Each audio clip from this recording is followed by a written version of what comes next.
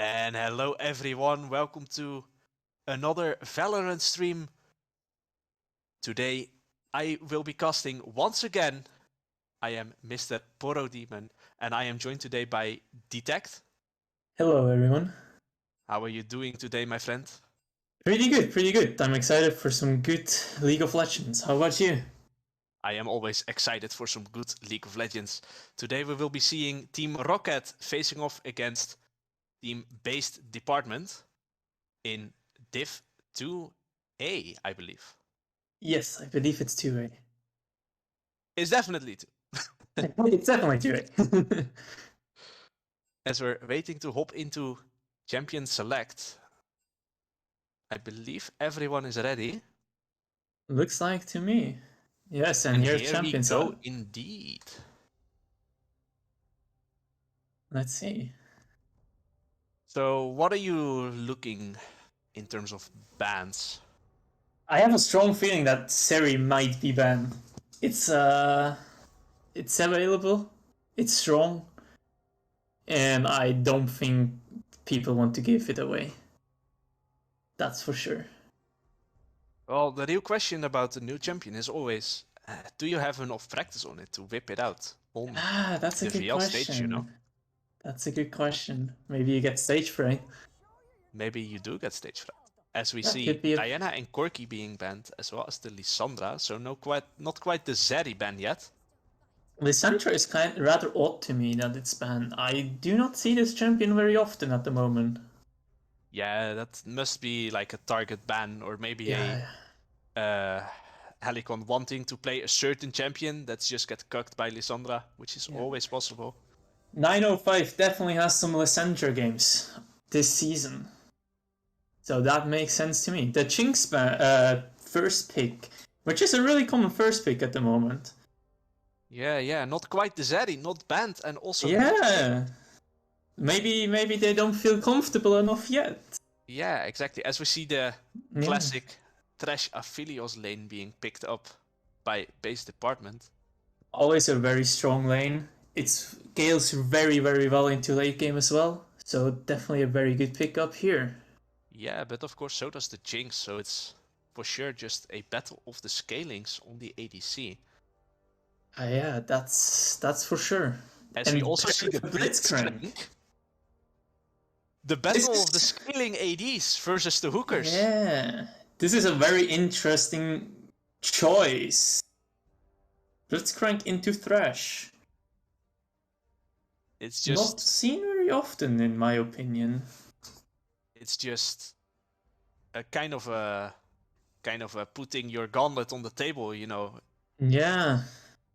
Buckley is like, you have a hook, I have a better one. As we also depends see on who hits him better. Now. Charmin? Definitely understandable one of the pick. best junglers right now. Agreed. Does definitely make sense as well with the Jinx. You want to corner them so Jinx has a free attack. As we see the Rammus being picked. It's interesting. Definitely haven't seen a lot of Rammus lately in my games. Me neither. That's an interesting pick. I can definitely see why they do it. Rammus definitely is quite awful against Jinx. Yeah, well, and Rammus, of course, into the Blitzcrank. If he gets hooked, Rammus is just like, okay. And Rammus won't care. Now going ahead with the GP and Shen ban. Yeah, targeting both top laners here. Yeah. Both with the global ults. They just don't want to another global ult being banned. And yes, there's so people don't want to have to global ults in their games. Yeah, they're just thinking like, with the TP nerfs, I don't want another TP in my games. Yeah, it's too easy. It just makes it too easy. As we will see the last ban pretty soon. I assume it's going to be a mid lane ban? Yes, Sintra.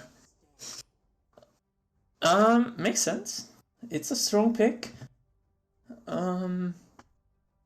Yeah, as we might see the Urgot being picked, and it is the Urgot being picked. Oh my. I'm not a fan of Urgot, if I'm being honest with you. I can see an Urgot, but I don't think it fits the comp at all. Like, Urgot wants to split push, but with Yeah. Rammus Aphelios, you kind of want to, Team like, fight. fight. Answered by possibly a Mordekaiser. Mordekaiser into Urgut. I do not know how this matchup plays out. I Do you have any mean, insight on that? I mean, I play a lot of top. I don't play either of those champions, so I am Oh, not sure. great. What we can look at is if the Procom says anything about it. Mhm. I believe it does not, but my Procoms is a little bit laggy, so I can hardly read the screen. Same. As we see the Oriana being picked up, of course, very nice pairing with the J4. Answered by the Ari pick. The Ari, Definitely something. understandable. Yeah, understandable, but an exotic pick. I have not seen Ari being played in fives lately anywhere.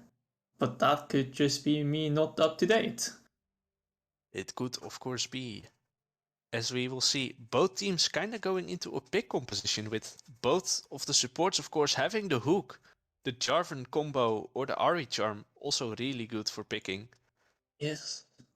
We will probably not see a lot of like hardcore 5v5 team fights then. I would not assume so. The only thing that doesn't quite fit into this picture is the Urgut. Still. I'd say that goes for both top laners, to be honest. Yeah, very true. But I think the Maybe it's just Mordekaiser fits better because you can just take out one of their main players in a team fight if one of those occur. yes, that is true.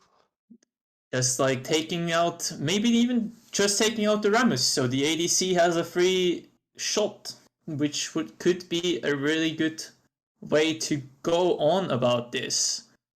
Yeah, or maybe Jarvan tries to look for a Cataclysm on the backline, and then when Thresh tries to Lantern Aphelios out, Mordekaiser just yanks Thresh into the Dead Realm, so there will be no Lantern. There's many possibilities. But I'm guessing on the other side, Urgot is just gonna rush a Hullbreaker and a Titanic Hydra, and it's just gonna shred those towers. Yeah, it's going to be interesting how this will be played out. Yeah, for sure. Who do you think won draft?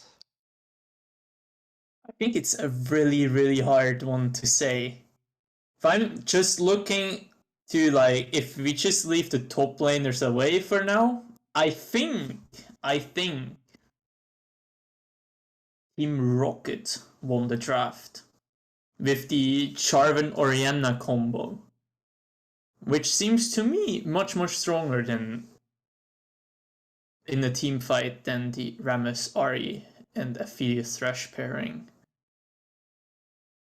Yeah, very true, very true. Of course, the Cataclysm Shockwave combo, always very good, but Yeah. if Jarvan gets interrupted anywhere on his way to the Aphelios, then that's kind of your teamfight gone. Yeah. Other than the Jinx just trying to rocket everyone. For Team Rocket, it's, in my opinion, definitely a focus the Aphelios game. Once Aphelios is gone, they have the better team fight in general. But then at the same time, for base department, it's definitely much easier to protect the Aphelios as well with the Rammus and Thresh. So this will be very interesting on how this will play out. Of course, Aphelios has the chance to just have a random 200 years team fight where he just Still an pops down, Aphelios. where he just pops down the guns that are good for team fighting. I believe that's white and another one. Red and white, very strong. You should always try to not fight him if he has those. Or also the Infernum, the flamethrower one, which will be very strong in team fights. Yeah, you are going to have to coach me through Aphelios because I still do not understand his weapons to this day, and I cannot be bothered to learn them. And that's understandable. It's not easy. I have played a lot of games of Aphelios in my days, and I still don't fully understand it. I'm guessing you understand it enough to I understand it take enough that I can. instructions. And as we now hop into loading screen, let's look at the summoner spells and the runes. Running the double cleanse on Oriana and Jinx. Understandable? Very much understandable. Which I am kind of surprised about is that the Aphelios did run exhaust in here. Yeah, of course, not much to cleanse for him per se, but Well, not much to cleanse, but in my opinion, the the heal would be a much better one here. yeah, I tend to agree with you there. As we just pause the game real quick at 10 seconds, so we get into sync with our streamer and each other.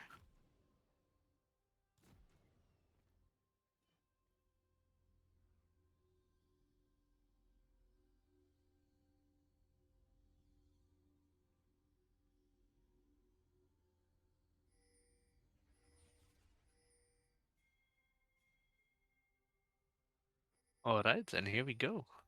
Let's hop into the game.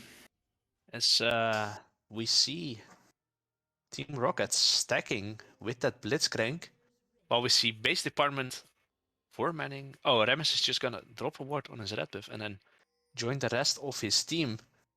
As we may see a very early 5v5 if one of the team wants it. It's a slow start for sure, which makes sense. Both team comps, I think, are about equally strong in the early game.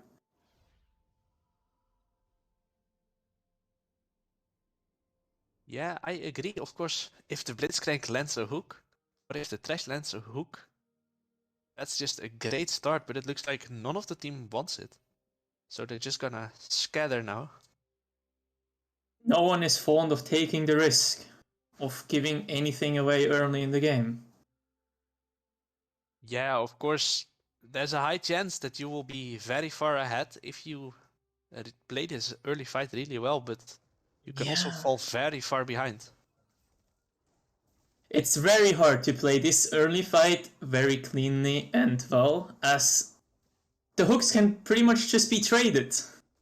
And it's might just go out even, which is also not in the favor of anyone. Yeah, while I do, of course, value the Blitzcrank hook way more in that sense. Where Absolutely. that just pretty much secures a flash, if not just a kill. While the Trash one doesn't really do that. Absolutely. As we just see some trading here and there on the lanes. Not a lot going on yet. We just see some quite a CS lead starting in the top lane already, actually. Yes. I We was. see Blitz going for a hook on Trash, just and half his health. There you can see the strength of a Blitzcrank hook for sure. Yeah, just hitting that one hook, taking Trash to half HP. He has to pop a pot to not have to leave the lane. There you can see the early pressure a Blitzcrank can put on the lane with his. As Jarvan goes in for the combo, Helicon may just die for this, and he does. Almost trades back a kill on Shaper, but he just barely gets out as Abush just flashes on him with the Rammus and takes him down. 1-for-1 in the end. Yeah, very deep there from Shaper, tanking that tower shot. Getting too low and the Rammus trades a kill, but I definitely value the first blood on the Oriana more than any kill on the Rammus, as he needs to be careful to not die to Oriana here. Oh my. That was actually very close. Yeah, While the Ari definitely played this very well, there is pretty much nothing to do for her after burning her flash. Level 2, I believe. which is Yeah. And quite burning the unfortunate. Ignite as well on the Jarvan. As we Yes. see, the tables have turned in the bot lane now. Looks like this department is now on the aggression. With the It Thresh definitely seems landing. like they're on the aggression, even though I believe it's favored Oh, he's getting for hooked under the tower. Rocket. Has to flash out. That That's was a little just bit of an overextend that's in the just bot again lane. the power of the Blitzcrank. Just an instant hook, instant displacement underneath the tower. That's As definitely we Blitzcrank's comfort zone, playing underneath the turret, waiting for the enemy to overstep. yeah, as he gets hooked now by Thresh and gets stunned up by the Aphelios, has to be careful here. Whiffs the hook. As Ram is maybe looking to gank here. He's standing in the little river bush. As we need to wait and see if he's actually gonna do something. He's just standing there. The While wave is Shaper standing takes rather out the inconvenient. Snapters. As he's now just leaving. He doesn't want to hard force it, I guess. It's definitely the much safer option, as the wave is still standing in a bit of an unfavorable position for base department. Yeah, as we just see. Little trading on the top lane. Just Urgot landing that Q. Mordekaiser not really caring. Just both of these top laners farming up. As Rammus might be looking on the bot lane again to gank. Looks like he's just gonna take his first base though. No, he's not actually. I think he He's, doesn't even know what he wants to do, but he needs to be careful to not be collapsed on by the Jarvan. that seems just like quite a bit of time that he wasted standing around in bot side. Not getting a lot. Yeah, he is now finally taking his wolves, and if he wants to path to topside now, his raptors are gone, taken away by Shaper. As for him, his whole jungle is up. Or at least not taken by the Rammus. Mm-hmm. As we see some pinks on the dragon now. Maybe they try to cheese it. As the The bot lane bot from lane, Rocket based. yes, it's a very good time for base department to start a stray. Yeah, Shaper may Nonetheless, be they have looking to for a be, steal though. yeah, they have to be really careful about that. Yeah, it looks like he's not gonna go for it though. He's just gonna clear the ward and then take his red buff that just spawned. Not willing to risk his life for just the first dragon of the game. Which I can for sure understand. Yeah, as you said, first dragon of the game is not as important as possibly the third one. Yeah, as we So do see both top laners resetting and Simon Ferocious TP's back to the lane while Jughead Jonesy just walks, having that TP advantage now. You can look for some very aggressive trading, and even if it's not in your favor, you can just base and then TP back. yes, As absolutely. Tabush was a little bit in danger there on the Gromp. It was close, but he managed to get through it. Yeah. Picking up the Bami Cinders for himself, as well as Shaper is on the Iron Spike.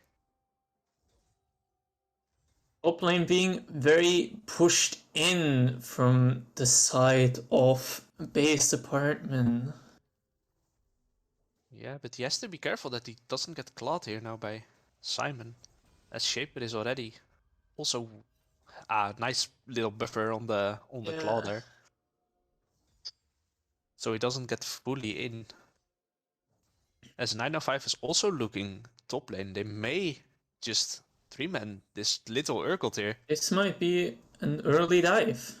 He Oh, has to flash the shockwave there. Nice timing. It was definitely in a lot of trouble there if he didn't flash it, because Shaper was already hovering around, looking I to was combo him. Good decision to flash there. Yeah, definitely not greening it where you think, it's fine. The shockwave is not gonna kill me. Yes. Better be safe than sorry. Yeah, as that CS lead in the top lane is actually starting to get a little gross now as he Yeah. hacks. But we swap to mid lane for some reason as there's a fight in the bot lane. It looks Well, like nothing much happened. it looks like that hook just took more of Cargo's HP than Yes. of his enemies. As he's landed another hook, Blitzcrank has to flash out here. Aphelios' weapon just changed in that moment, if I have seen that correctly. Which is rather unfortunate. Yeah, I believe Wellesley also did burn the cleanse off screen. I don't remember seeing that, but it is on cooldown now. I believe that happened during the first hook, as a disengage when we got switched to mid lane. Yeah, As as Shaper goes for the Cataclysm now, and Super Mega Death Rocket was little optimistic there. yeah, especially I think it was definitely a good idea to throw it. And you still got a flash for an ultimate, which I prefer any day. Yeah, that is for sure, as Buckley is looking to roam. Nice predict on the Spirit Rush there. Very nice. As Helicon is still alive, Buckley is now in danger of his own, and Shaper also looks to be just taken up by the trash. It's a disaster, almost killing Helicon, but then just dying. Yes, very well played by Helicon. That was a very nice escape from his side. Also being lucky that his team is straight up right around the corner. Yeah, very true, as they're dropping off the Herald now as well. Only downside is 2 of their kills went to Remus and the other one went to Trash, so it's not on the people that you want to see it on. No, absolutely not. At the same time, it's nice to have a Ramus that is ahead, as he can get this tankiness very, very fast. But it definitely would be preferred to have on either the Ari or the Aphelios. Yeah, of course, Aphelios still sitting on the 0 KP, so he would have not gotten anything. As he gets hooked now, speaking of him, gets comboed up by the Jarvan That and just gets popped as another optimistic Death Rocket flies out. I feel like they should have communicated that and maybe give it to the Jinx as well. I think that was just a very bad overstep from the Aphelios on this point, as none of his teammates were around. Yeah, as Shaper did also pick up the blue buff away from the Rammus, as Jonesy needs to be careful here. He's just gonna probably die in the Dead Realm. He doesn't deal a lot of damage back, as it's just a solo kill for Simon up in that top lane. Putting that Urgot even further behind than he already was. As his team also picks up the second dragon, which is an Infernal, as we get the Cloud Rift in our first game. Definitely something Rammus in terms of map likes. Getting that extra movement speed through his jungle as he's rolling down lanes. But other than that, I think the Dragon Soul itself is not that impactful. What do you think?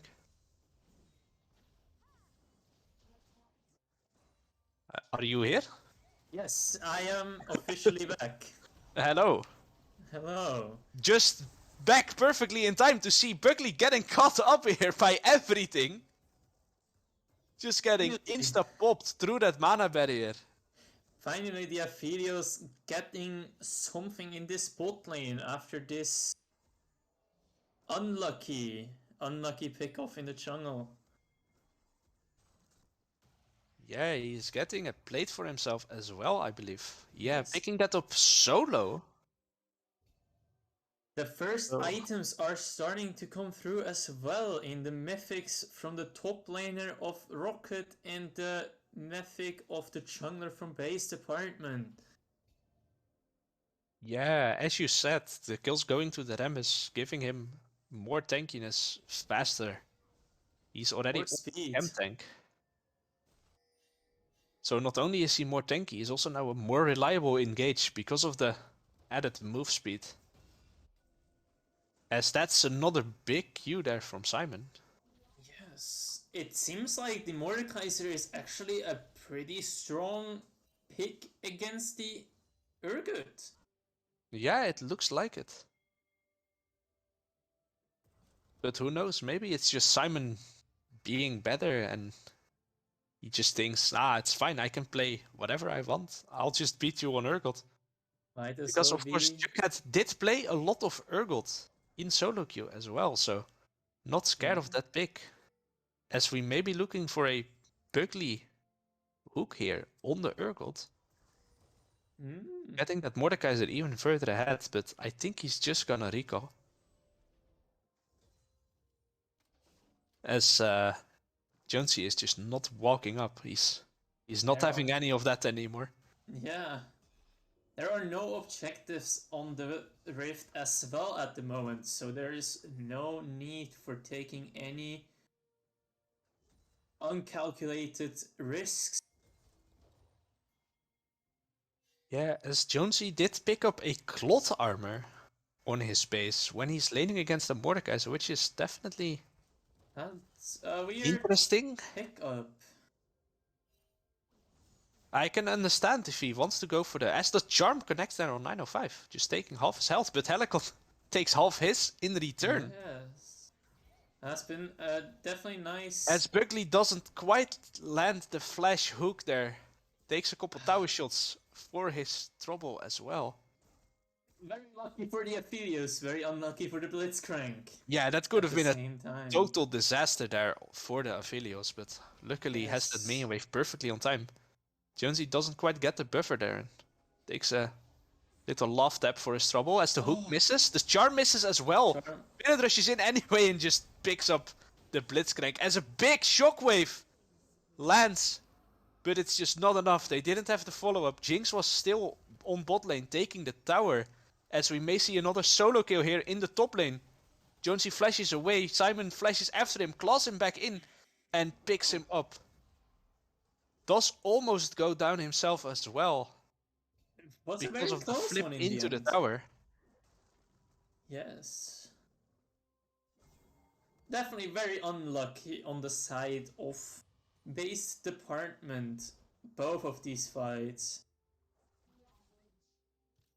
Yeah, as we finally see to get some kills again on that Oriana, still nothing on the Jinx.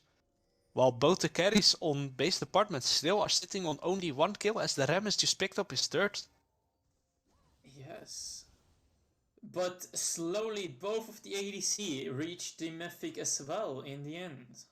So starting now, both should be having a little more impact in the fights.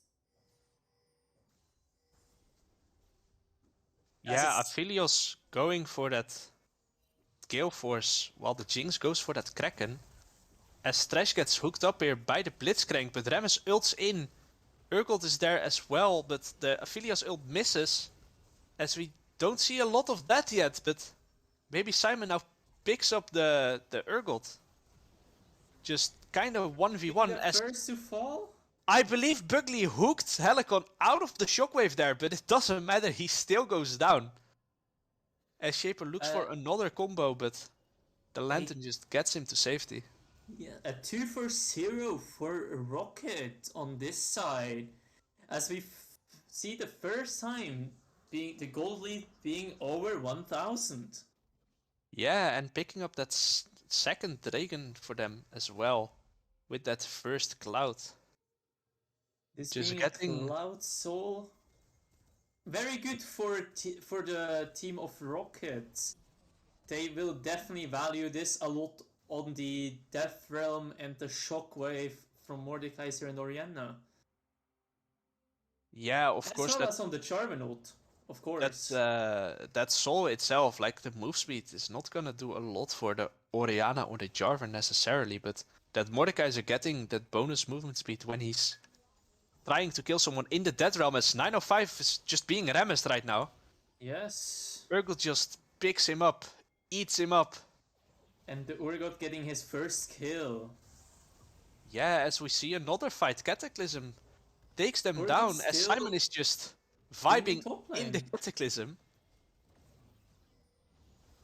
As another Super Mega Death Rocket just doesn't really Helicon. do a lot, as Shaper just dashes into the charm there from Helicon. 2-for-1 in the end, which is in the favor of base department. Yeah, slowly getting that gold lead back. It's now under 1k again. It's just about 1k, yes. It's balancing out. Yeah, as we may see people leave the second Herald. It's just not gonna be picked up. No one cares about second Shelly. Yeah, it's for base department as they have lost 2 turrets already from the outer ones. There's not really a lot to get for Rocket with this Herald. Yeah, as we may see a pick on Simon here, but the rest of Team Rocket is already on their way. As Buckley just fishes for a hook but doesn't catch anything. It's worth a try, I would say. Yeah, it's always worth a try. If you hit something, you hit something. That's... The Oriana being in a very dangerous spot, but just left the ward in time. Oh, that was a cute That, little buffer there from Mr. that Jones. looked very strange. Yeah, it did look a little scuffed, but you know, that's how mobility spells work in this game, so He got definitely out just a good safely. timing. As Buckley may just look for another hook, but doesn't quite land this one. Try to predict the dodge. As we did, in fact, end up seeing that Urgot rushing the Hullbreaker. But we may see a little scrap here as Shaper gets hooked up, charmed up. Oh. Gets a lot of HP back with that Gourd Drinker, but it's not enough. As Buckley now also in trouble. Why is he there alone? With Wellesley being under the tower. That's just not a lot of synergy on that bot lane. And just like this, the gold is evened out again. And it's hard to say who's actually in the driver's seat now. Yeah, of course, base department is gonna have to start picking up some of those towers to get some more map pressure. Yeah. As it is still 2-0. But at least the kill score is now in their favor. As... Oh, maybe another kill. Wellesley burns both sums there. But Tabush just jumps him, taunts him up, and just kills him. Gets another kill for himself, though, which is, again, not quite what you want, but... They burned 2 flashes for the summoners of a Chinks. And the kill, which is questionable in my opinion. They used so much to get so little. Yeah, especially like I said with that kill going to the Rammus, but Yes. Shaper just cataclysms an Ahri there, but Ahri burns the flash instead of the Spirit Rush first, which is very Shaper interesting. Flash and ult, which is not what you would want as an Ahri. No, but of course, with the cataclysm, you can just Spirit Rush out instantly, but opts to go for the flash, which is, I guess, a little bit faster, but then has to burn the ult as well, so definitely not the best, especially with the dragon coming up now. Yes. I'm expecting to see possibly both top laner TPing down to the bot side of the map for this potential dragon fight.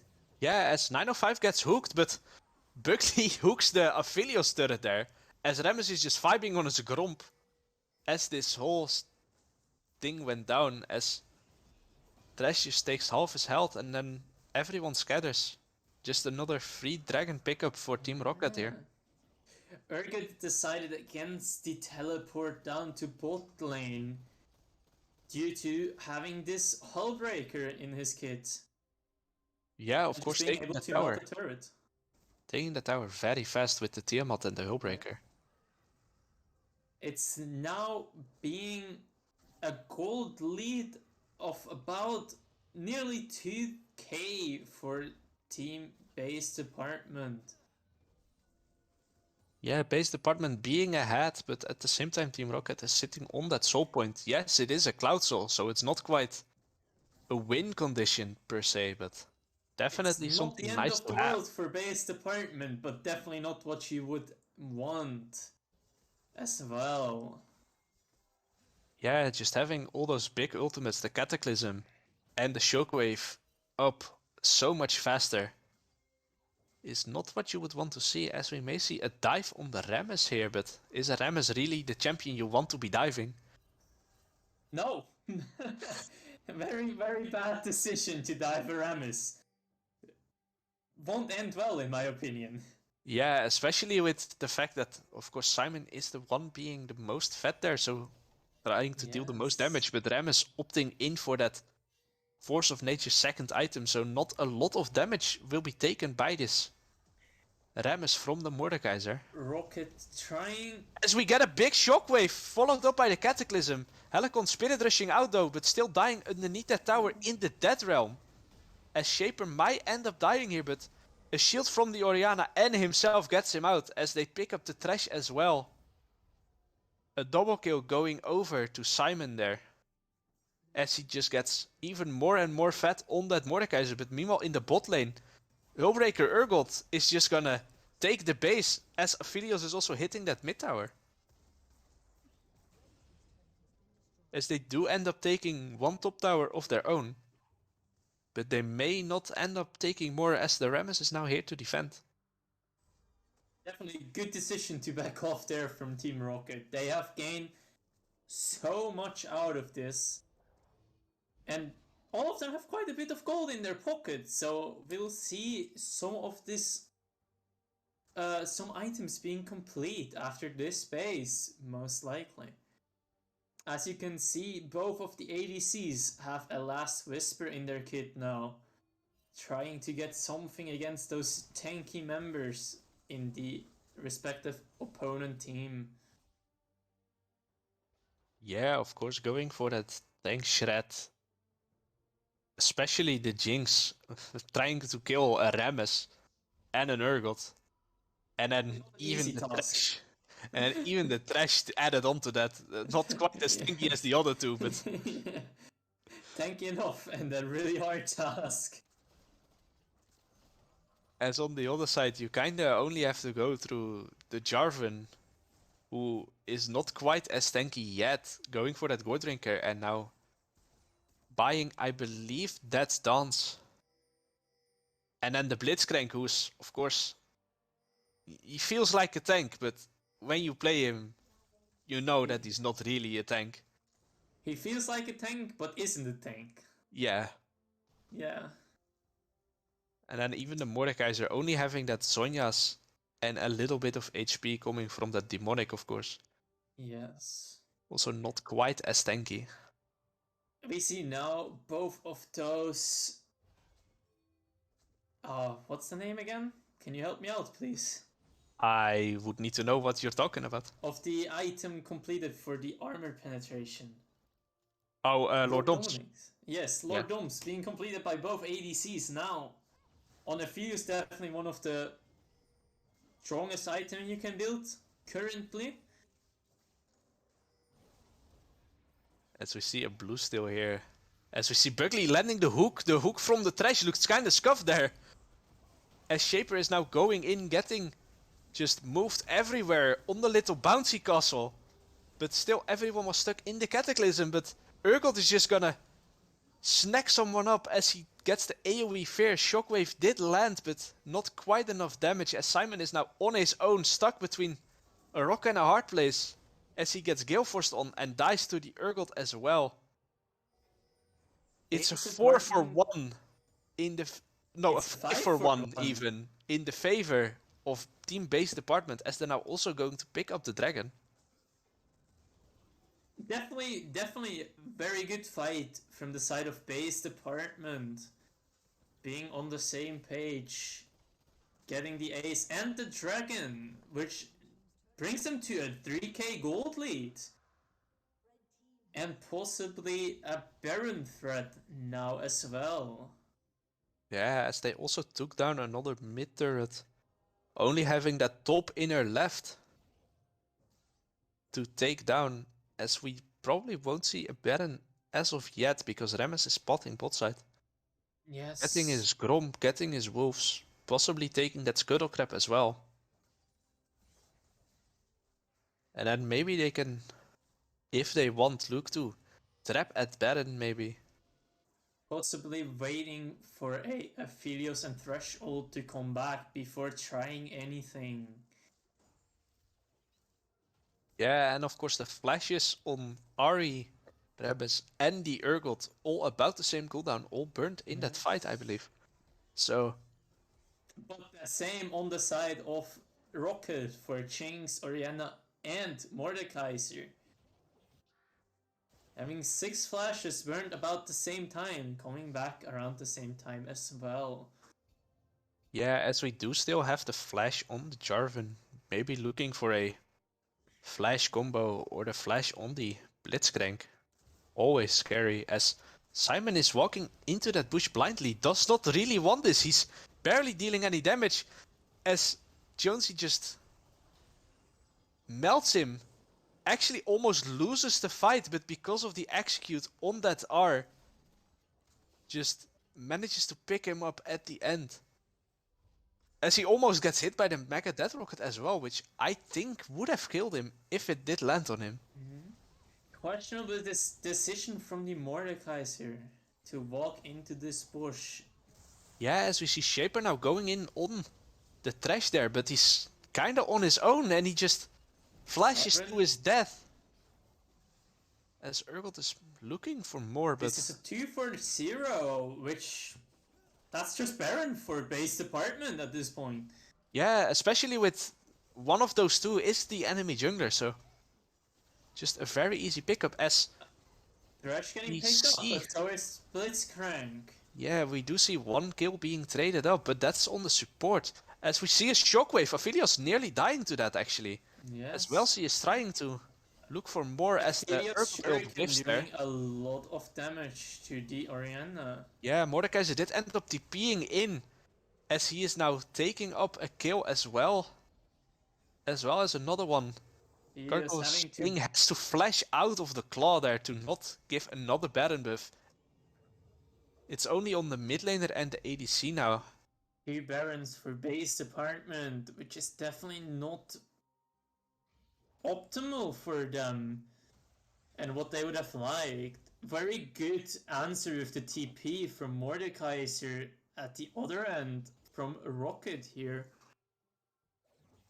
Yeah, end up taking some of those Baron buffs down at least. Especially on that Urgot.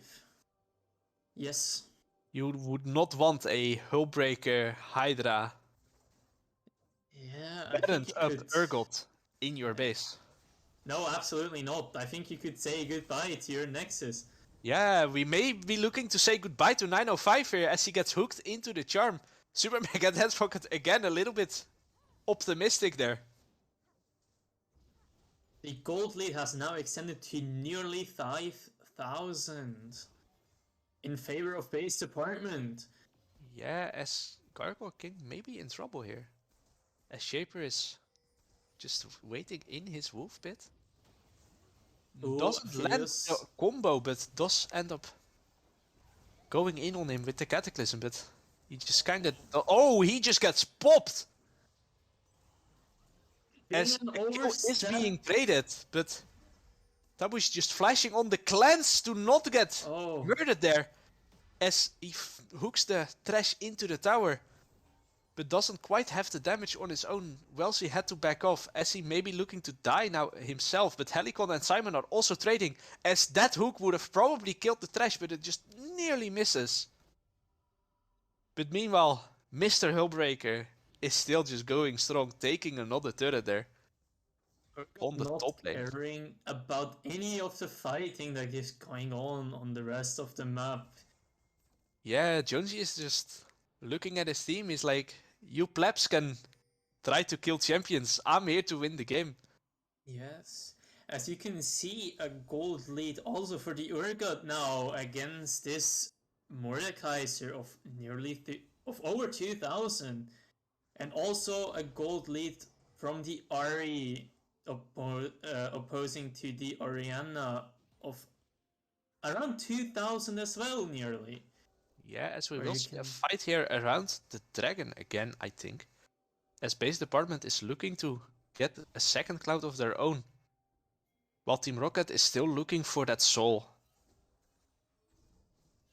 As Helicon maybe in a little bit of trouble here, but they don't end up going into him. But he's completely split off from the rest of his team. Base department being really split, which will make this quite a dangerous scenario for them. Yeah, Ari is trying to get back to her team, but it's very hard to do as the move speed is now being popped. Shaper whiffs the combo Garden. there and gets killed for it. Oh my goodness.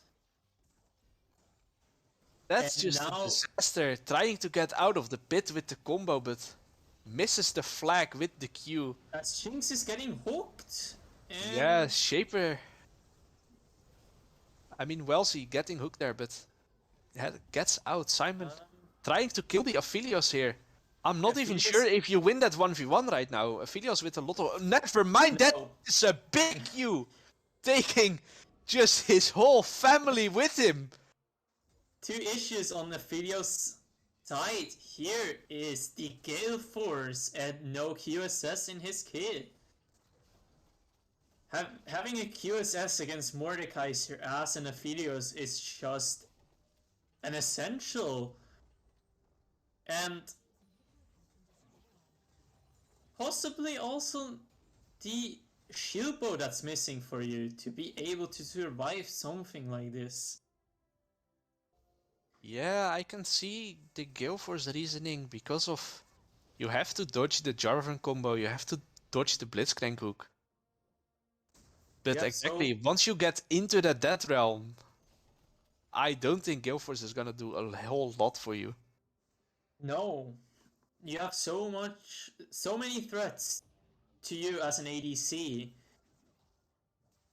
which is a little weird to not build something that gives you sustain and possibly could save you. Yeah, as we see, just the mid wave being taken by the Shaper there. Maybe The not the gold. person who you want to have the Mm, super minion gold on, but definitely no. better than to have it flood your base, I guess. Yes, as the gold lead also extends to about 7,000 now. Yeah, we will probably see another Baron dance here, Yes. as this will most likely, if base department win this fight, it will most likely be the last fight of the game. Whoever wins this fight and gets Baron most likely will win the game as well. Yeah, I don't think Team Rocket is quite in a position to end off of Baron, but if they win, they definitely swing back that gold lead in their They will favor. definitely get the lead again, yes. I agree with you that it might not be enough to end immediately, but just having this Baron threat is a huge thing for Rocket at this point, if they are able to achieve it. Yeah, while we do see Mordekaiser matching that Urgot in the bot lane, but he doesn't have TP while the Urgot does, so either he needs to run to the fight while Urgot takes the base, or he needs to stay there while Urgot can TP in and I make it a think 4v5. the issue of Mordekaiser not having TP while Urgot does wouldn't be as much of a problem As as the long Cataclysm as goes in on the Aphelios there, as he tries to ult, he tries to stay alive, he does so. As Ari is just picking up 2 kills there. it's a disaster for Team Rocket as they are getting picked up. Yeah, Oriana also dying to the Aphelios there. Using that flash to dodge the damage. So 1 versus 4 in the end. Yeah, it looks like they're not even gonna need Baron. They're just gonna go for the end right And they're now. pushing They for don't the have the end. minions, but they do have the Rammus. This Aphelios and Ari definitely have to be careful at this end, though. Yeah, that realm is up, so if he wants to look for a quick kill, he can do so. As he does, in fact, do it on the Ari, but Ari has Zonya, It so it's just does not not gonna matter. do anything as the base gets taken down. As we will see the first win going over to base department here. In the end, being uh, expected end at this point.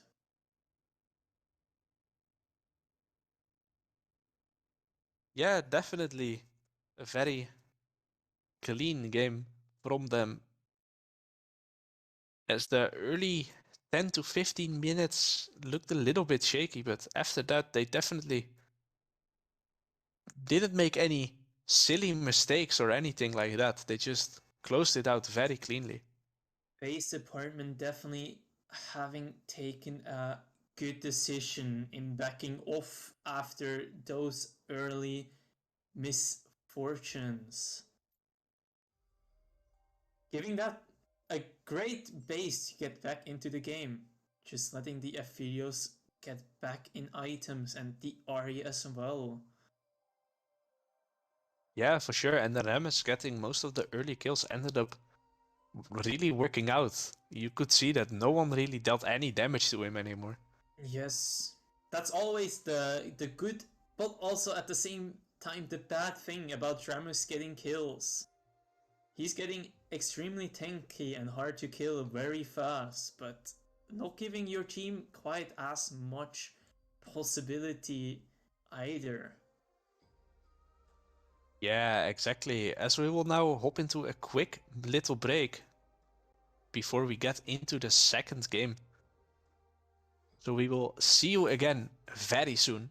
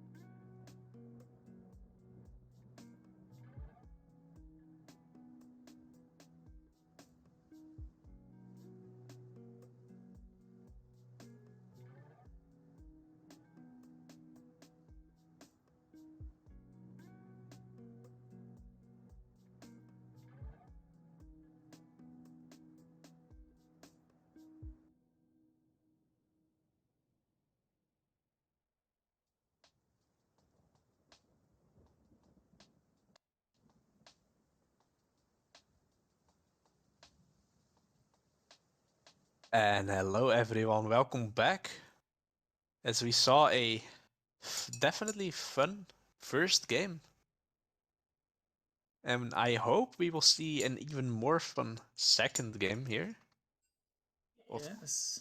taking that first win after a small comeback, not an insane comeback by any means, but they were definitely behind.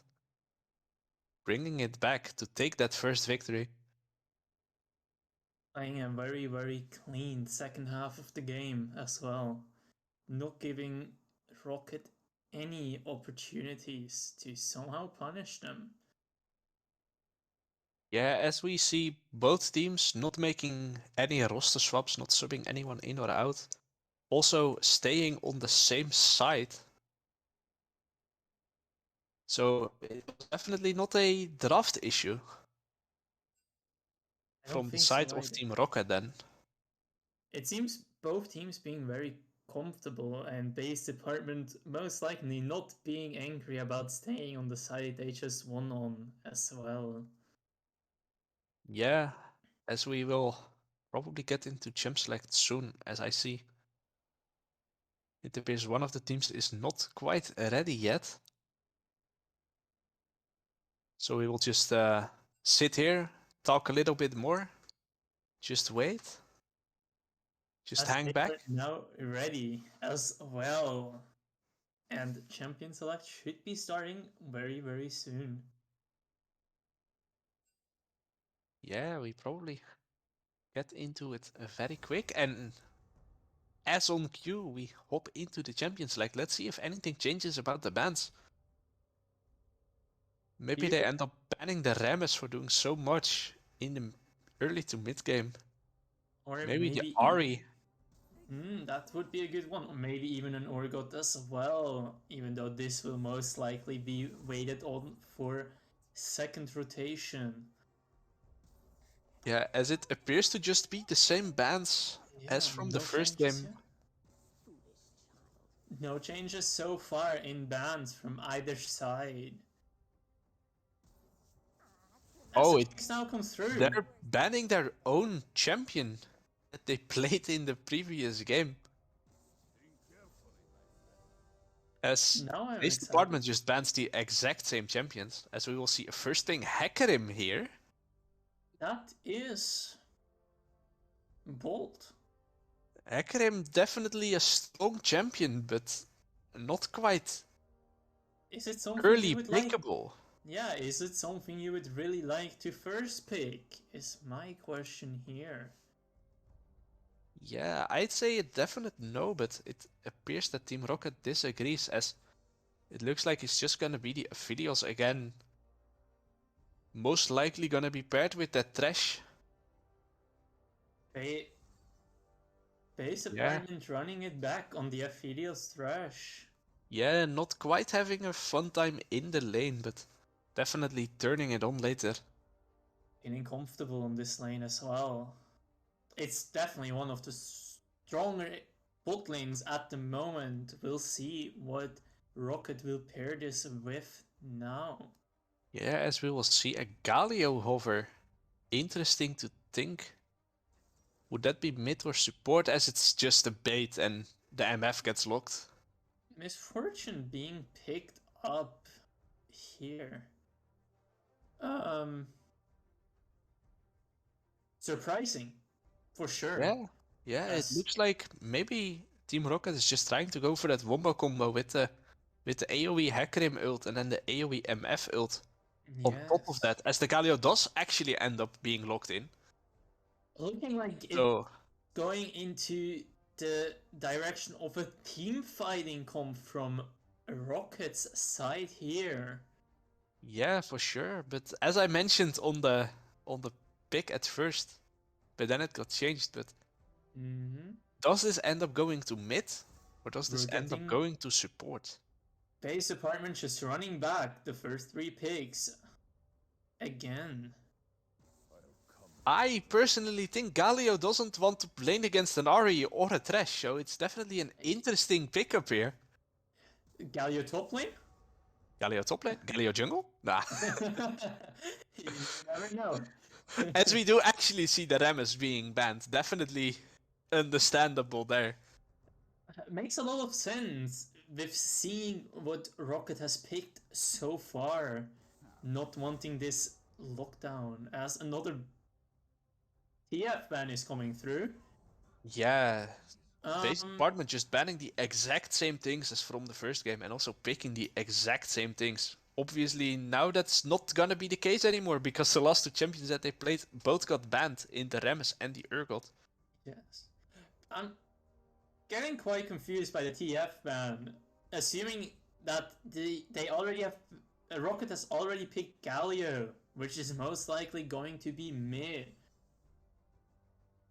Yeah, as they do end up picking the Trundle, which will most likely be in the jungle. Could, of course, technically be flexed up. But you don't really see a lot of that, as the Jax will be possibly picked for Simon, which I'm not sure about. It's not blind pickable, as the Viker gets locked in, which is, Does that funny mean? enough, actually also a flex between mid and support. So Yeah, we're I still was. unsure what this is. I definitely say Viger wants to lane against that Ahri, because you can't Spirit Rush out of that cage. But then the But at the Galio would same end up facing time, the Trash. the Veigar support with the cage and the Misfortune ult would be very, very nice as well to have. As they pick Yeah, an Orin yeah, as definitely their going top even lane. more into that teamfight oriented playstyle. As Simon really performed well in that first game, solo killing Jonesy, and now he's just stuck on Orn duty, which I think is Out kind of another weird. bringing out another split pusher on the Yorick. Yeah, bringing out the split pusher, just the Yorick, but that's not even a favorable lane for the Yorick. So it's No. definitely just looking at not getting ahead early on, but then ending up split pushing anyway, which is Mm, not the best strat to do. You I definitely want to get fat don't on think. that split pusher at first, but Yeah. As this Galio ends up being in the support position. yeah, I am not a fan of that. Trash can just counter that whole engage from the Galio. Looking at the team comp itself, it would have also made much more sense to have the Galio in the mid lane with the global ultimate to follow up Hecarim ganks on either side of the map. Yeah, well, I do think that Team Rocket has a lot of winning lanes here with that Ornn beating the Yorick, with that Vigar beating the Ahri. I'm not sure about the bot lane matchup. I'd say Thresh beats Galio, and I'm not sure about MF Aphelios. I would say On our it's sponsor, it says the Misfortune wins, but you're more of an Aphelios player than I am, so what's your thoughts? the straight up 1v1. It's definitely Misfortune favored, in my opinion, as of what I have felt so far. But looking at the pairing with the Thresh, it looks like a much, much stronger lane for base department here. Yeah, as of course a winning lane in the AD carry matchup doesn't really mean a lot if your support can't capitalize on that, as Galio may be looking for that Eing in and then taunting, but Thresh just says, no, not today.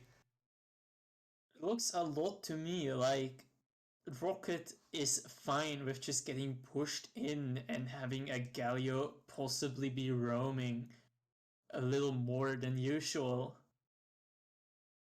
Yeah, well, it would be weird if they do get pushed in, because like I said, they have most lanes are winning. Yeah. But of course, with that Ornn, yeah, he does beat the Yorick, but it's not like Ornn is gonna solo kill Yorick a bunch of times. And of Yeah. course, that Ahri can keep her distance from the cage so she doesn't get caught up in it. So it's definitely a lot of lanes are Rocket favored, but not quite as I'm going to kill you in this lane. Yeah.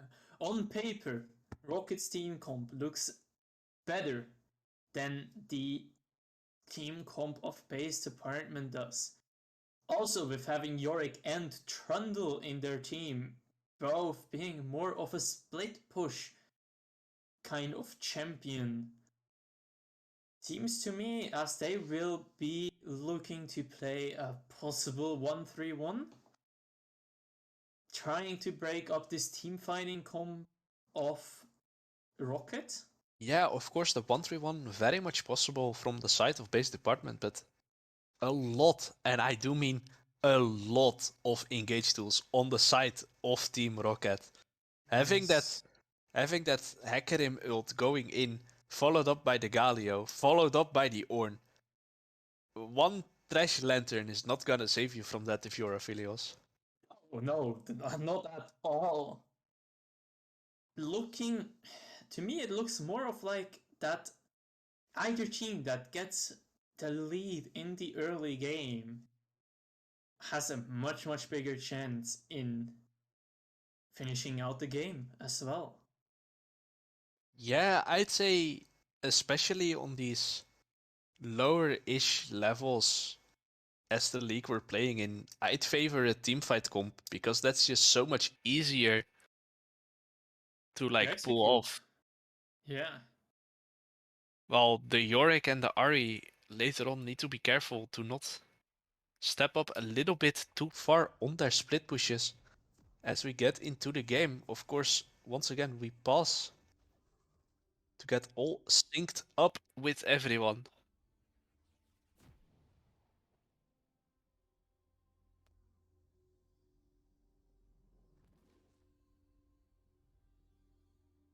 Yes. Yes.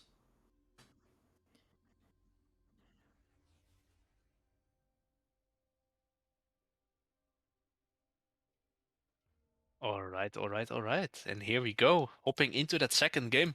Hoping for more of the same from that first game, but the comps looking very different this time around. As we will be looking at the summoner spells and the runes picked up here. As the first thing that stands out to me is that Yorick going for the Grasp of the Undying over the Conqueror. Which Yeah. to me, as a Yorick player, seems really troll. Because That you is stack your super Conqueror so tricky. fast with your ghouls. Yes. Seeing also on the side of Rocket the cleanse on both Veigar and Misfortune Yeah, being once again, same hit. as the first Yeah. game as well. And As Aphelios running cleanse as well this round. yeah, actually stuff to cleanse this time with the Hecarim Fear, the Vigar Cage, and Yeah. the Galiotant. I'm looking to see what this Aphelios will be deciding this game to run for a mythic item. As this screams to me, definitely a shield bow. But we will see what Gargoyle is going to think about that. Yeah, and other than that, I don't really see a lot of interesting things on summoners or runes. Being Maybe Vigar going for that Comet, which is the Aphelios going for press the attack, being rather odd as well, in my opinion. yeah, I do not know enough about Aphelios to really I make a think comment about that. the rune to run on Aphelios is still Conqueror, possibly Lethal Tempo, or whatever this rune is called again. Attack speed one? Yeah, Yeah, that's Lethal Tempo. Lethal Tempo, yeah. As we see a lot of poking down Jonesy going for that cage level 2, but that's just to set up the gank there on Simon. He's not even gonna try to flash away. He knows what's going on. Dabush, I believe, trying to give the kill to Jonesy at first, but then ended up changing his mind, so Simon couldn't walk away. Decision to take it in the end has Simon still having the flash up as well. Not wanting to risk anything. And definitely not a Yeah. bad decision to have a kill on a Trundle either this game around. Yeah, also very true, as he will maybe lose his blue buff for that, but Shaper getting caught up here by the pillar, as the Viger cage just really zones everyone off, as Trundle almost dies. But the Galio is the one to go down first, as 905 is really trying to trade a kill, but gets hooked, gets ignited, and gets killed by the Trundle as well. This is a disaster for Team Rocket. Getting on the side of base department, getting the Trundle and the Ari ahead so early in the game. Already being on 1,500 gold lead on the side of base department. Definitely not the start you would like to have for Yeah, Rocket. while of course they do have the scaling with the own items and the Vigar, but at the same time, Aphelios just outskills the MF, as we see a lot more trading in the bot lane. Bugley gets hooked, gets stunned, but not a lot of damage is really coming out, as we now see a gank on Jonesy this time, but he ends up burning his flash and living, as we may see a dive come in here, as they're trying to hard push it, but Shaper ends up deciding against it, and he is Trundle just being gonna take his base. with Trundle being top side as well, definitely being the better decision to not go for a dive here. Yeah, definitely the more safer option. I do believe they could have killed Johnsy there, but then may end up dying to the Trundle. And an even more fat Trundle is definitely not what you want to see if you're supportive of Team Rocket. Yeah. Trundle being a big threat to their team as well. With especially the pillar being a great option as well to cancel some engage of Team Rocket. Yeah, as we see a lot of trading going on in top lane again. Simon Ferocious coming out on top there. As Jonesy did get level 6 now, so may look to base, spend his money, as he hasn't spent any of it yet. Definitely a As he more may be in action danger here again, but the Trundle is there to save the day. As Simon just has to back off underneath his turret again. But It's not really in definitely, any danger of his own. yeah, with this game being a lot more action packed already in this early game. Yeah, Simon is just gonna try and freeze the wave, I believe. It The looks a camera lot pans like it to away. me. Yes, it's definitely looking like a freeze at this point. Yeah, maybe Shaper is gonna look to gank that lane as it's frozen close to Simon's tower.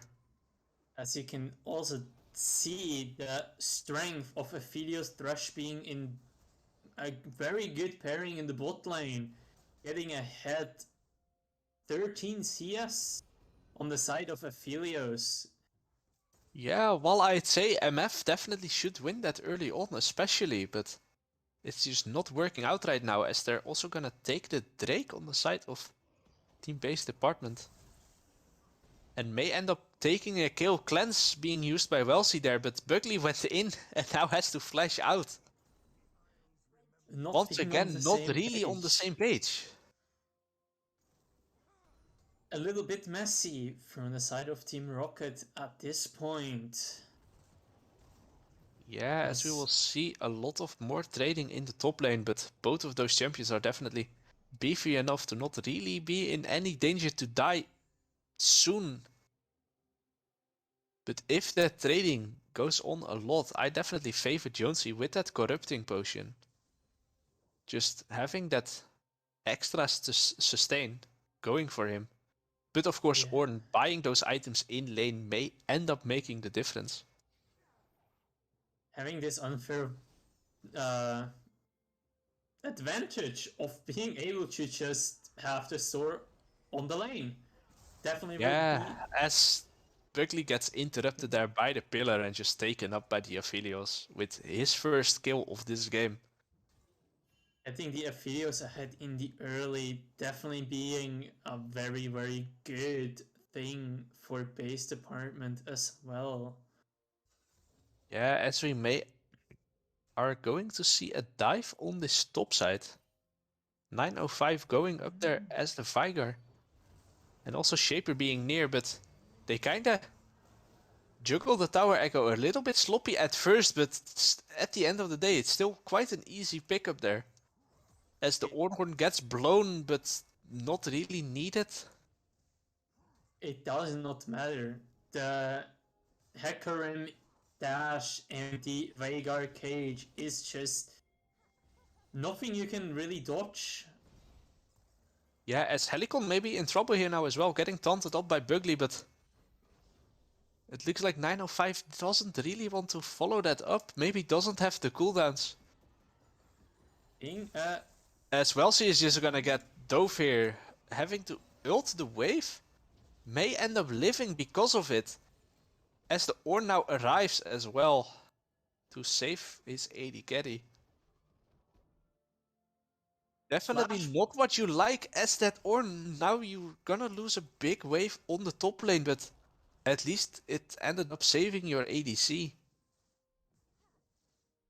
The flash being used quite well as well by the Misfortune. Dodging that hook, I believe. Yeah, as 905 did end up picking up that wave on the top lane, so at least it's not completely wasted, but Ornn wants to get those levels as fast as possible to get those items to Yeah. help your team get ahead, even if you have a gold deficit.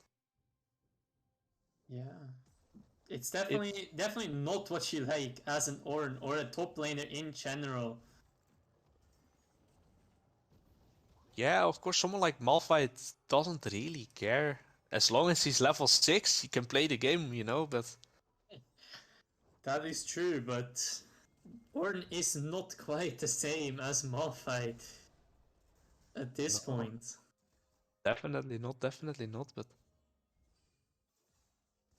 speaking of Ornn, he may be in trouble once again because Tabush looks like he's going to be pathing into that lane again. May end up being spotted by that control ward. Yeah. Simon has precautions with this pink ward, but will it save him if they actually decide on going in? Yeah, he does also have flash as we first see a fight in the bot lane. Taunt nearly misses there on the trash, but... Oh, nice little interrupt on the Ornn dash there. Has to flash, but still ends up dying to that Trundle. As Trundle is now sitting on his third kill of the game. Meanwhile, Herald is being dropped in that mid lane to get 905 more ahead, but doesn't end up charging as of yet. But here it finally goes. As Helicon may be in danger here with that cage, Yeah. it just gets popped. Very well played by this Veigar here. Getting something in return of possibly losing this top lane turret here. Yeah, looks like top lane turret is actually going down by that two beefy boys hitting the turret and then the Maiden also helping out, of course. Having those two split pusher paid off so far already. Yeah, of course, both of them also having that Sheen to deal even more damage to that tower on both of their Qs. Just Definitely not what absolutely you like to destroying. see. No, for sure not, but at least this means Simon may end up being able to freeze the wave on his side of the map as the Trash now goes in with that flash, but there's not really a lot of damage going in on either side. Aphelios not having the best weapons to go for this trade here with the Yeah, and we sniper see a weapon. dragon fight here. Potentially Shaper looking to flank, but once again, it looks like Bugley is just not on the same page as the rest of his team. Goes in way too early again. And the Trundle getting more and more fed with the time passing. Yeah, I mean, I hate to be that guy, but also in the first game, it just looks like Bugley is like not in the Discord or something. He just goes in and then the rest of his team is just not there, not even close. With As we may see. seeing, as we can now see, a 1k gold lead on both the Aphelios and Oh, the Welsie being caught Trundle. here under the tower by the purple gun from Aphelios. Graviton, I believe it's called. Gravitum, yes, you're correct. This is... We have a gold lead on of 1,000 gold or more even on all of the jungler, top laner, and ADCs, while the Veigar is about 1k up on the Ari here. Yeah, well, in the first game, it looked like it would be Simon against team-based department. This time around, it looks to be 905 trying to 1v9. As Bugley gets the Trundle, taunts him in the cage as 905 tries to kill him with that burst, but doesn't Not quite get quite. him. Oh, that was very, very close for this Trundle here.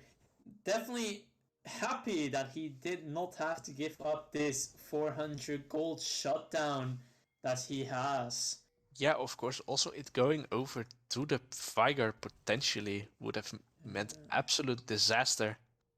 Yeah, as we also can see now, And both Shaper ADs... is counter jungling for some reason when you're behind. Why are you here, man? Has to end up ulting away, gets hooked up anyway and just dies. You cannot be in the enemy jungler when you're this far behind, my dude. This is not good for Roccet. We also see now mythic items coming through. The Aphelios once again deciding for a Gale Force. Still Yeah. rather a weird decision from my point of view.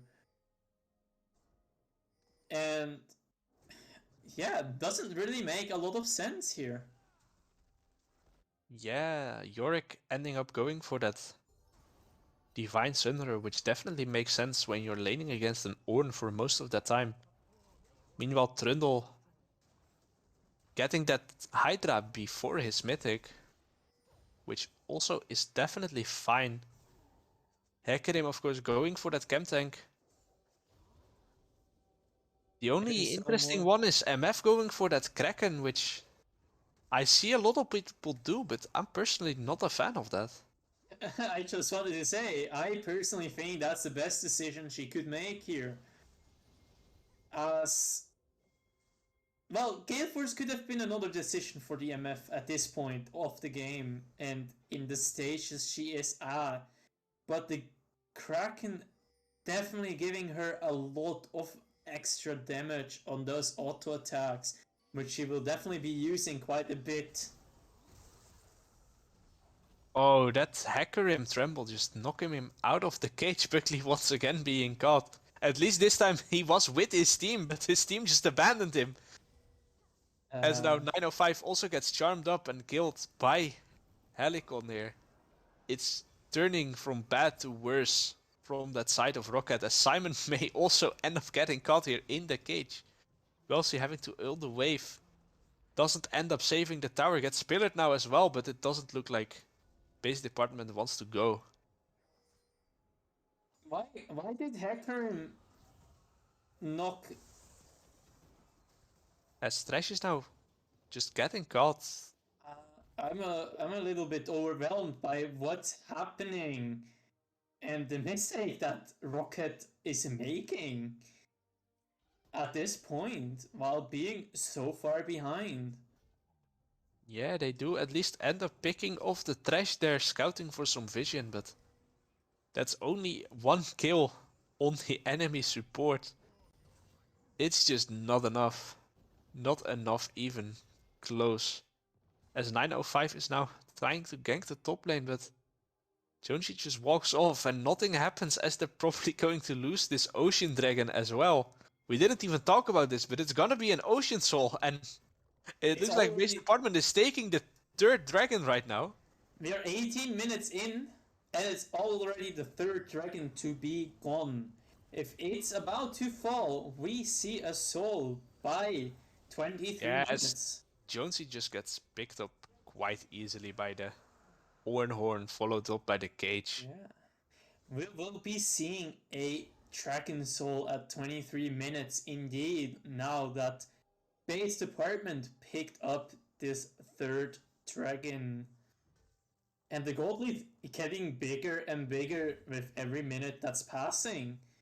Now being on 3,000 already in favor of Base Department. Yeah, well, at least on the bright side for Team Rocket, their team fighting comp is slowly getting on the road. As Ornn is also now picking up his mythic, getting his steer very late actually. As Shaper maybe getting caught here. DP from Ornn being burnt for some reason. At least Shaper did end up smiting his own blue back for himself. But that Ornn TP going down just for a blue buff, that was... Not what you want. Not at all. Yeah, as 905 gets spotted on a ward here as he's trying to run bot. Trying to get some stuff done for his team, but... You just don't have pressure anywhere on the map right now. No. The one turret in favor of Roccet is the mid lane turret, which definitely opens up them a little bit for their plays, but at the same time it's not helping about the fact that Base Department already has taken down top lane tier 1 and mid lane tier 1 turret, as this tier 2 in top lane is getting rather low as well. Yeah, well, at least on the bright side, that first turret on the bot lane is getting rather low. So if Team Rocket does end up having a favorable fight, the turret may go down. But speaking of a favorable fight, this is not any of that. As both of the bot laners have to flash away as Buckley goes back in. Maybe the MF ult actually kills someone there, but the bullet time was just not enough there. As Shaper may end up looking for something now, gets hooked in the ult. Throws the Trundle back into his own AD carry, which is definitely not what Wellesley wanted there. I would not be quite happy if that would happen to me, or I would be in Wellesley's shoes right now, as this was actually really dangerous and close. You wouldn't have wanted me to do that? No, not at all. I would be very, very unhappy with you. I mean, you're unhappy with me now, so nothing would change. I'm pretty sure Team Rocket is even more unhappy than you are. Yeah, I would assume so, yes. As Shaper just gets even more unhappy now, dying to that Ahri. As maybe 905 can get some happiness back here. Buckley ulting in, getting caught now. At least he did save his mid laner, maybe surviving himself as well. Getting quite tanky on that Galio. And no one else ends up dying. Maiden does end up going down, which could potentially be big if another fight breaks out, but it looks like they're gonna stream and Baron without the bot lane. Oh, that is interesting. But at the same time, Base Department getting that flash and cleanse of Veigar is also very, very favorable for them. Yeah, it's not looking very smoothly. If Team Rocket knew this, would have been a free triple kill, but they don't know. So wondering if they can finish it off in the end. Being Yeah. very close though. If Simon knew that, he could have. Oh, he doesn't actually have ult, but he could have walked there and potentially Yeah. just picked up 3 kills there, and maybe even the Baron itself. But it does end up working out, sneaking that Baron as a 3-man. This They now. do need to be careful in their own jungle now, as it looks like Team Rocket setting up a Looking trap. The hook lands on the Galio though. Big bullet time actually ending up the Thresh dying to the Vigar. It does very. appear to be the only kill as Simon TP's 20 centimeters away. Is it enough to get them off of this dragon? Yeah, Yes, it especially with the is. cage zoning in the choke point as well. Very beautiful bullet time of Miss from Welsi here. Definitely making a big part of this little comeback, as the goal has now gone down from 5,000 to only 3,000. Yeah, getting that dragon, denying the soul, getting the bounty, and then also getting that bot turret, including the bounty. Only sad thing is that the 1 kill you did get was on the support who doesn't have a bounty of itself. But Yeah. meanwhile, And the then losing carries. tier 2 mid lane, which is definitely not what we like either. Yeah, Helicon stealing away that blue buff as well. So you can't even get your own buffs if a hook flies through but misses. As Helicon is now charming up, but kinda getting cucked by his own jungler there with the pillar. The pillar being positioned a little bit off there, allowing Callier to escape. Yeah, as they're trying to get some vision back in their own jungle, taking their own camps. Slowly but surely, maybe looking to get that scaling from the Ornn and the Vigar on their side. As I am feeling like base department is trying to rush a little bit too much at this point now. Not being on the same page either some of the times. Making this rather dangerous for them as well. Yeah, as we maybe seeing Shaper going in here. Catching that support once again. Thresh cannot catch a break here as Simon is now trying to save that tower. As Aphelios just sets up a trap. Oh, Ends up going down to the Hecarim. As Hecarim also most likely, yeah, he does die to the Ahri there. But that at least that 200 was a big years. shutdown going to the Hecarim, but The 200 years coming through from the Aphelios, after all, picking up 1 kill as well before dying, I believe. yeah, as 905 is trying to catch that Trundle, but with the Merc Threads he just walks out and 905 is now in danger of his own cleanses. A slow, I guess, but just gets clipped in the face. Yeah, that must have felt pretty uncomfortable.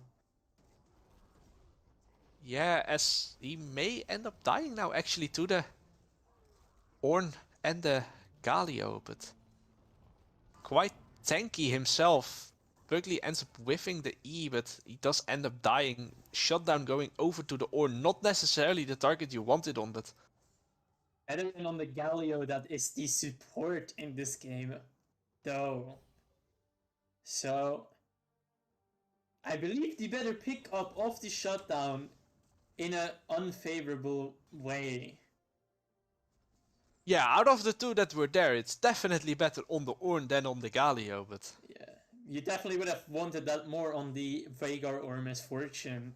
yeah, for sure. Speaking of the Vagar ending up with that, I keep forgetting what that item is called, the Shadow Flame there to break the shields on the side of team-based department, but there's not a lot of shields going on, to be honest. It's It's just much lacking. having Locket and his Yeah, lantern. and Lantern. Uh, maybe gold not spent so well for this game. Yeah, definitely not really a fan of that pickup. Maybe it is the right call to buy the item, but I don't see it as a second item in this game. Yeah, maybe as a fourth it would have made more sense. Yeah, definitely. He's now buying the Zonias, Yeah, which makes sense if he gets caught. And then, I mean, a Viger definitely wants a Rabadon's Death Cap ASAP to get even more of that AD, but absolutely. As we now see, both teams also trying to get the vision around the Drake, being sole point still for base department. yeah, as Buckley may end up getting caught here once again by the pillar, but it doesn't end up being him, it does end up being his partner in crime on that bot lane. Welsi Ooh, almost living there as we swap to the top lane for some some reason, but reason? the fight ends up still continuing on that bot side as the Trundle Trundle, tries to club people with his axe, yeah. but Trundle doing his Trundle axe, what? things. The Little Hullbreaker lane also belt on there. the Yorick now, which is definitely a big threat. Yeah, speaking of the Yorick, may end up getting caught. Hecarim ends up eating the little gates there, but Yorick may end up still going down slowly but surely. Flashes away. Simon gets pillaged. It's a disaster. They lose the Yeah. soul and doesn't even get the Yorick, as they're Dra- also losing that bottom inhibitor now. Dragon Pelican may picked end up up dying for this by. though. Has to flash the Oh, cage. Ends up just oh, killing oh, 905 with the ignite there. Ends up oh. getting out as well. It's just a total disaster. Yeah. Oh, can we please talk about this Veigar ult damage, which is just also not okay? Nearly taking down the Ari. Yeah, imagine if he had a death cap instead of Shadow Flame there, Yeah. as this we were just discussing. this is turning out to be a huge disaster for Rocket, losing the Dragon, the Inhibitor, and the Baron, and also Veigar dying. Yeah, it looks like maybe base department is going to just run it down mid as a 4-man unit, while Jonesy just does Yorick things on the top lane. While Yeah, that bot lane is already being pushed out, of course, by the supers. there you can see how much top lane is actually mattering in the game. That little island on the side, not Yeah, really both of caring a these lot. top What lane is happens on the not other really side? doing a lot, to be fair. No. While we do see the cage now around the Trundle. Trundle may end up dying here.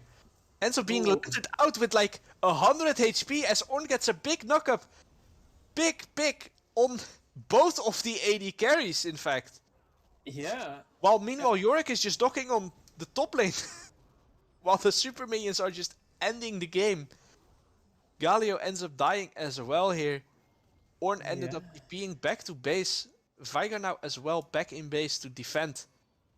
This is looking like just the end and a win for base department at this point. Yeah, it looked like finally a decent team fight, but Yorick was just ending together with the minions, but Yorick does not appear to really give a crap about these people.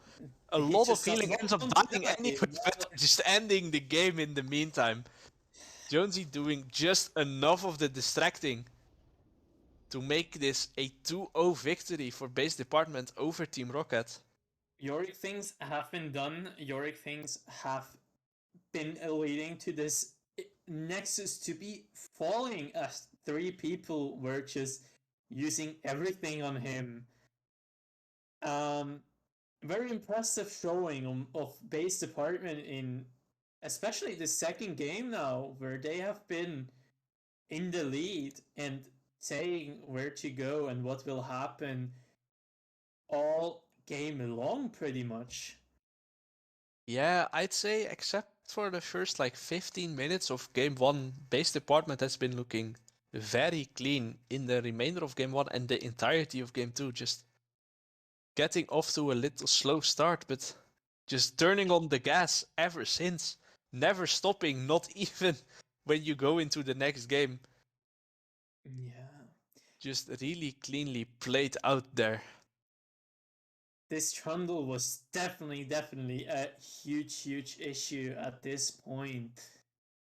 Well, speaking of the Trundle and also the Rabbits, we will be getting an interview with the man himself in just a second. Oh, he's already here. Hello. Hello, hello, hello. How are you feeling about this clean victory? Man, it feels really good. The first game a bit hard. Like it was more difficult, But we played it by the book as we usually do, and it worked out. Really proud of my team, especially. It's some things we have discussed. We're showing that we have improved on those kind of things, and at the moment we are like shining stars in the heaven. No, they're beautiful, they're shining. You can see them. And those stars are called based apart. Yeah, for sure. Like you said, in game one, of course, getting off to a slow start, small goal deficit. Yeah, the thing was, we mentioned it as a team before. We knew we were into Jarvan. Jarvan, Oriana usually works like the whole game because they can always combo in a really good way. But the thing is, we just tried to not die to Jarvan ganks early game, and then we knew we could scale off it. We had a really good comp, especially side laning into Mordekaiser. Yes, top lane died a few times because it was quite a rough matchup, but we played it by the books. We got one kill on Jughead Jonesy, and bam, the game went on from there. So yeah, we were kind of behind. I'm not sure how long. I have not checked the graphs yet in minute wise, but I think we got one kill on Got, and we were able to excel from that. Yeah, I believe it was at like 15 to 18 or so minutes where you were 2k, 2.5k behind, and then after that you Yeah. just went in. Yeah, yeah, it felt like something like that. But I could not remember the minutes. I think you're in the zone, you're playing. But yeah, I think it was around that time because it felt like me in the mid game we had to play it slow. We had to give. They were at 3 drakes if I remember right, Yes. and Yes.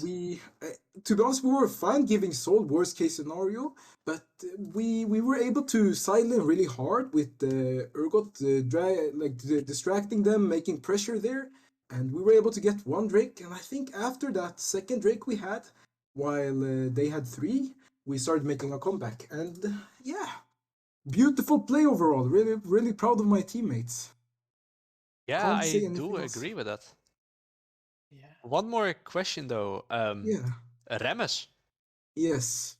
That's my I, question. Remus. I wanted Let's. to ask the same thing. I can tell you like this. This is how I saw it. They first picked Jinx. We had taken a bot, usually, and that's usually think how you draft. So we thought we saw the Jarvan pick, and they had banned most of my junglers, or they had banned two of my junglers. So it felt like either I go a really hard, like early game champion to try to counter it, or I let my team play it correctly by the book, and we play correct into Jarvan. And if that happens, I can play a jungler that can not Rammus is not maybe the biggest scaler, but scale in somehow. And late game, as long as I lock onto the either Jinx or I peel for my AD carry, Gargoyle King, we should be fine with the fights. And that's exactly what happened. Because with Mordekaiser trying to ult me, I could always jump like through the other wall, so he could not reach me. Either he flashed, but in the end game, I was still able to survive the ultimates. So I think the Mordekaiser was a good pick, like while you thought about it. But to be honest, I did not think that they really thought about the pick completely. And then I have to say something else. I remember I watched, the power split. And man, there was some banter about mid laner, Helicon 1. They said a Ari player that can't play Ari. Man, all I have to say is top performance by him on Ari, man. I'm really proud of him, and I just wanted the world to know that Helicon on Ari, Not a joke, man. Not a joke. Yeah, Definitely definitely, looked very strong. Yeah. definitely Yeah. landing a lot of those charms to Yeah. pick people off on the enemy team. Yeah, and this is our first, I think you call it split in VL, and so far it feels really good. We have improved a lot as team, but I think we are adapting to how team play works, and it looks good. It looks good so far. It looks really promising. Hopefully it keeps going this way, and you guys might be able to see me on more interviews. Yeah, that's of course be cool. Do you Looking have forward to that. Thank you, thank you. Same goes to me. And you guys sound like really nice casters. A great time having you casting. And thank you, Gekno, for the invite, man. You made it possible for me to come here. Thank you, thank you. Is there any Yeah. other questions while I'm at it? Yeah, I have one more question for you. Yes. So you have been playing your third week now. I'm guessing you also have been playing some scrims. Yeah, we have done some scrims actually. Yes. So is there any team that you have faced in either scrims or official matches where you're like, this team is actually really good? It's one team, especially, and I don't feel like they even rated that high. And don't get me wrong, we have faced. I'm not sure if they were the winners last year. Eclipse, the Div 2. I'm not sure their name. I don't recall everyone's name. We did scrim versus that team. I can tell you that they were quite strong, but while we scrimmed versus them, what happened was we were 1-1 in scrim, but they took a almost 20-minute break rewatching the game for I think they tried to look at mistakes, and we were nice to let them do that. So we lost into them 1-2, but otherwise I feel like the hardest team we have faced so far, it's a team where they have a mid lane guy called Kim Jensen. I'm really not sure which team, it's in Div 2, that's all I know, but that guy is really good. Averaging like 10 CS per minute, playing clean, really strong player, really strong player. For sure, that's the hardest scrim we have done so far, and into Paragon 6, both of them. But that was a Div 1 team, and we were Div 2, But yeah, I think those are the hardest teams we have faced so far. I think I've also, if I'm correct, played versus your team, Poro Demon. Yeah. I'm not. I really don't recall the history, what happened that game, but your team was also quite good. You lost 2-1. Yeah, 2-1. And Yeah, basically, we stomped you guys game 1. You stomped us back game 2. and last game was even, right? Yeah. Yeah. And so I have to give props for your team as well. Like really good plays. And all I can say is after that game, we have discussed a bit like things to improve on, and I think we really improved it this week. I think you should call it.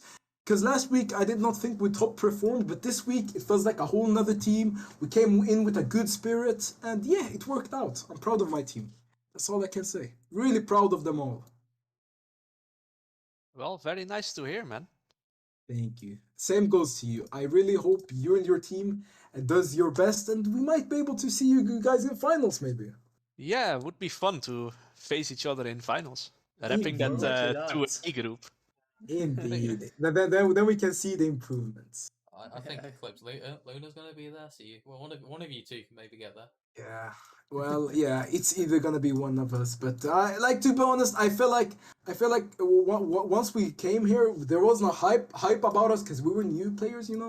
But I've seen a lot in the chat. People think we will get to finals, but what happens? Whatever happens, I guess.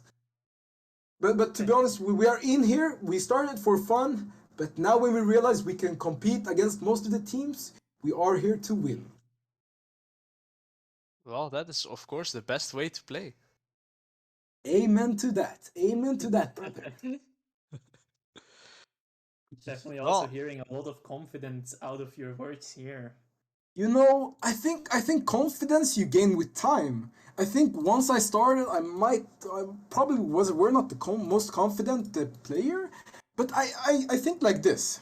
Most of the times when we have played most games, whenever we lose, it's usually things that we can improve on too. And I think that goes for most of the teams. But I think what we do, we rewatch the games, we see what we could have done better, and we discuss about it like a lot. And we don't do it like shortly. We don't hurry up with that. We take our time, and it has improved a lot by doing that. And for me, having confidence, I think some people might see me as a douchebag, but in the end of the time, I'm always trying to be humble, like into everyone.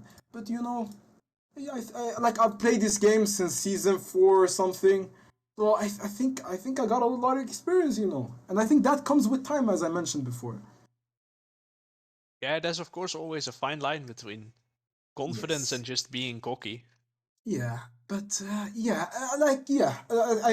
think it's important that you find a balance between those two. And if you can do it in a good way, it will always be fine. Because whenever I go into a game, it's really important that we have to remember this. Whenever I go into a game, I never think I'm gonna hard stomp someone. I never think that way. The only time I think that way, it's after I've won the game. So I think as if you find confidence in yourself, you have to balance out. You can't do it fully because it's gonna fuck you up. Like you guys won't see me go into the jungle with no vision, trying to wave clear, like trying to counter jungle just because I'm confident. No, like I'm still playing safe. I respect every team, and because to be honest, in team play, it doesn't matter how good you are. It's mostly like as a team. So yeah, Yeah, for sure. Individual play only gets you so far if you end up then losing as a team. yeah, Good for for you sure. that you had a 30 CS lead, but what are you gonna do with it? Exactly, but to be honest, next power split, I would not be surprised if you see Tabush as number 1 in the jungle, man. Stay humble about it, man. Stay humble about it. Yeah, yeah. Of course, followed second closely by Mr. Poro Demon himself. Respect that, man. No, you know what? You know what? You and me will be first place together. We will share the spot. We will drink. We will drink. I don't drink alcohol, so we can drink like a nocco. Good drink, man. Good drink. We drink it together. We do cheers, and we have the time of our life together, man. Yeah, exactly. Well, thank you guys for having me. Is there any other questions while I'm here? I don't have anything anymore. How about you, Detect? I'm good, thank you. I have All right. no further questions. Then Thank you, all is thank what's you, left to say is congrats on the win and thanks for the interview, my dude.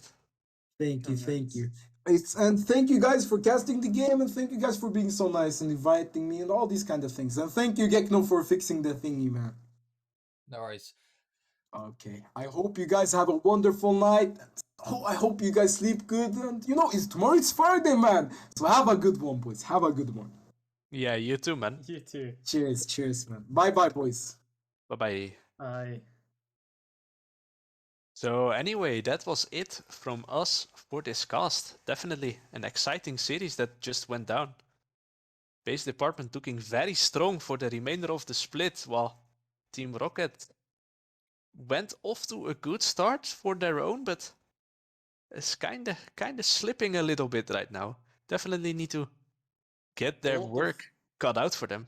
a lot to learn out of this series for Rocket for sure as well. Yeah, exactly. But anyway, that was it from us.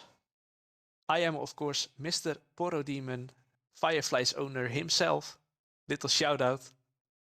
And Joined I'm by the one and only Detect. ADC of Fireflies. Just wanted to bring that out as well. Little shout out again. Yeah, and just one Anyways, last thanks thing. for watching, friends. One last thing. If you can go to VO1, there's currently the current Div 1 champions, Eclipse Solar, playing against Therapy Session in a best of 3. It is currently 1-1. Oh, that's a banger.